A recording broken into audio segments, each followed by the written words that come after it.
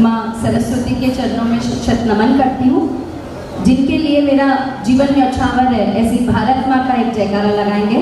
भारत माता की, भारत माता की।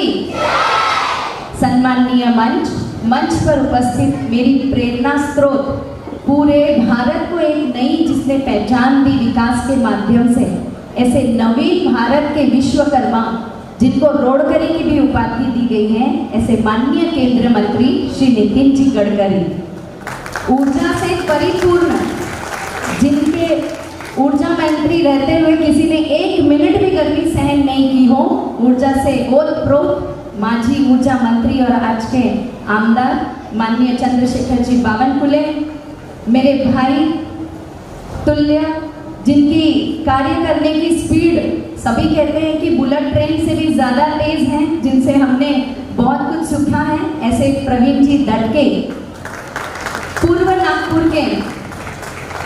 नागपुर की आन बान शान, जिन्होंने पूर्व नागपुर को एक अलग पहचान दी, जिन्होंने पूर्व नागपुर में विकास की गंगा बहाई, जिनके माध्यम से पूर्व नागपुर में सिम्बियोसिस, श्री साई इंटरनेशनल संकुलन, रोड्स, आरटीओ, फ्लाईओवर्स, क्या कुछ उन्होंने पूर्व नागपुर को नहीं दिया। ऐसे विकास की गंगा बहाने वाले भागीरथी मेरे प्रेरणा स्रोत माननीय आमदार, जिनको कार्य सम्राट की उपाधि भी दी गई है, श्री कृष्णा जी खोपड़े, मेरी सभी बहनें, फॉर्मर कॉर्पोरेटर कांताताई, मनीषा ताई, एक और मनीषा ताई अटकर है, मेरी बेटी बचाओ बेटी पढ़ाओ की शहर की संयोजिका अंजलि ताई राउत, मेरे समक्ष बैठी आते हुए भारत की उज्जवल नारी शक्ति, प्यारी सी मेरी बच्चियों, उनके माता पिता और भाइयों और बहनों। सर, आपको ये मैं बताना चाहूँगी, सरजू देवी फाउंडेशन अपने जीवन के इस साल 7 वर्ष पूर्ण करने जा रहे हैं। 7 वर्ष की बच्ची चलना सीख जाती है, लेकिन आप सभी के प्यार और आशीर्वाद से आज ये बच्ची दौड़ भी रही है। जब सरजू देवी फाउंडेशन की स्थापना हुई, तब हमारा एक ही संकल्प था कि ये संस्था नारी सशक्तिकरण के लिए काम करेगी, बेटियों के हित के लिए काम करेगी। जब मैं बात करती हूँ नारी सशक्तिकरण की, तो मैं बिल्कुल भी नारी मुक्ति, जो पाश्चात्य संस्कृति से प्रेरित शब्द है, वुमेन लिबरेशन, इसको मैं बिल्कुल सपोर्ट नहीं करती हूँ, क्योंकि मैं ये दृढ़ता से मानती हूँ कि नारी को आप मुक्ति किससे दिलाएंगे? परिवार से, बच्चों से, समाज से, किससे? नारी मुक्ति नहीं, नारी सशक्तिकरण की बात करिए, क्योंकि एक महिला जब शक्ति से परिपूर्ण होती है तो वो अपने परिवार को, अपने बच्चे को, अपने समाज को और अपने देश को शक्तिशाली बनाती है। नारी में इतने किरदार हैं, भगवान ने नारी को इतने किरदार और इतनी शक्तियों से नवाजा है कि मैं अपनी ही बात करती हूँ। मैं 4 पोर्टफोलियो के साथ जीती हूँ। मैं एक समाज सेविका हूँ, मैं बेटी बचाओ बेटी पढ़ाओ विदर्भ कोऑर्डिनेटर हूँ, मैं प्राध्यापिका हूँ और मैं एक गृहिणी भी हूँ। लेकिन जब मैं समाज में निकलती हूँ तो समाज कार्य करती हूँ। जब मैं बेटी बचाओ बेटी पढ़ाओ के लिए निकलती हूँ तो मैं बेटियों के हित की बात मेरे दिमाग में रहती है। जब मैं स्कूल में होती हूँ तो मैं एक प्राध्यापिका होती हूँ। लेकिन जब मैं अपने घर में घुसती हूँ तो ये चारों लिबास उतार देती हूँ और मैं जब अपने पति के पास बैठती हूँ तो मुझे पता है कि मेरे पति को एक समाज सेविका नहीं, एक पत्नी चाहिए। जब मैं अपने बच्चों के पास बैठती हूँ तो मुझे पता है कि मेरे बच्चों को एक माँ चाहिए, एक प्राध्यापिका नहीं चाहिए। नारी में मेरे जैसी 1000 नारियां हैं जो समाज में इतने किरदार लेकर के समाज को बढ़ाने के लिए कार्य कर रही हैं। ऑफकोर्स जो भी नारियां बाहर जाके काम कर रही है उनके पीछे उनके पति, उनके भाई और उनके पति का हाथ होता है। लेकिन फिर भी हाल ही में एक रिसर्च हुई थी सर, 147 करोड़ की आबादी आज भारत की है, जो कि 10 साल पहले चाइना में थी।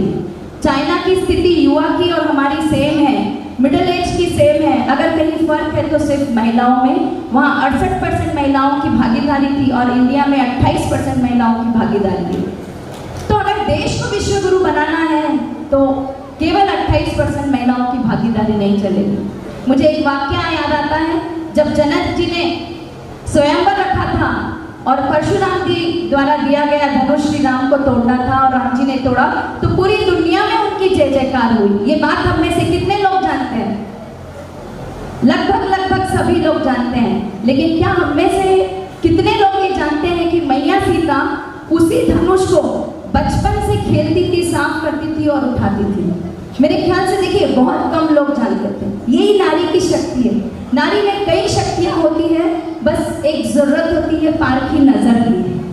और यहाँ बैठे मेरे समक्ष बैठे सभी पिता, भाई, पति जो भी है, सभी से मंच पर बैठे सभी ज्येष्ठ और श्रेष्ठ से मैं अनुरोध करती हूँ, जब कभी समाज में अगर कोई महिला आत्मनिर्भर हो, जब कभी समाज में कोई महिला कर्मठ हो और कुछ करने की इच्छा रखती हो, तो उसे बिल्कुल मौका मिलना चाहिए कि वो कल की सुषमा स्वराज बने, वो कल की सानिया मिर्जा बने और उसको देखकर हजार महिलाएं प्रेरित हो और वो भी इस दिशा में काम करें। सर, आप मेरी प्रेरणा स्रोत हैं। आपको याद होगा मेरी आवाज़ सुनो, मेरी आवाज़ सुना, ऐसा एक कार्यक्रम पगारिया लॉन में लिया था। आप वहाँ पे भी उद्घाटक थे और आपने उच्च मन से मुझे एक जिम्मेदारी दी थी कि लता मैडम, ब्रेस्ट कैंसर अभी महिलाओं में बहुत हो रहा है और आपको इसका कैंप लेने चाहिए।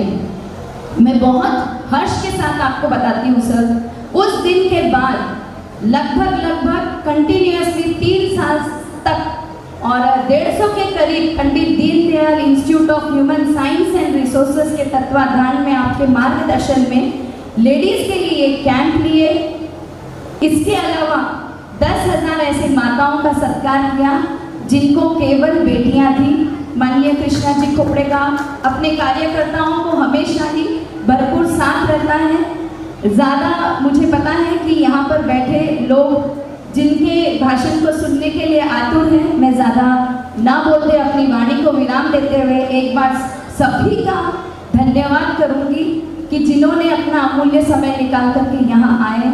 और ख़ास करके ऐसे कई लोग हैं सर जो मेरे सामाजिक कार्य में प्रत्यक्ष और अप्रत्यक्ष रूप से मुझे हमेशा सपोर्ट करते हैं, उनकी भी मैं आभारी हूँ। कई मंडल समाज के अध्यक्ष, डॉक्टर्स आज यहाँ उपस्थित हैं और सबसे ज़्यादा आभारी हूँ आप सब की कि आप सब अपना अमूल्य समय निकाल कर ऐसे छोटे छोटे कार्यक्रम जन जागृति में आते हैं, जिससे मुझे ऊर्जा मिलती है कि मैं और बहुत कुछ अच्छा कर सकती हूँ।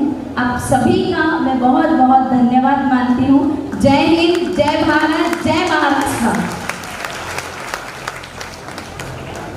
जोरदार तालियों के साथ हम अभिवादन करेंगे माननीय केंद्रीय मंत्री नितिन जी गडकरी का।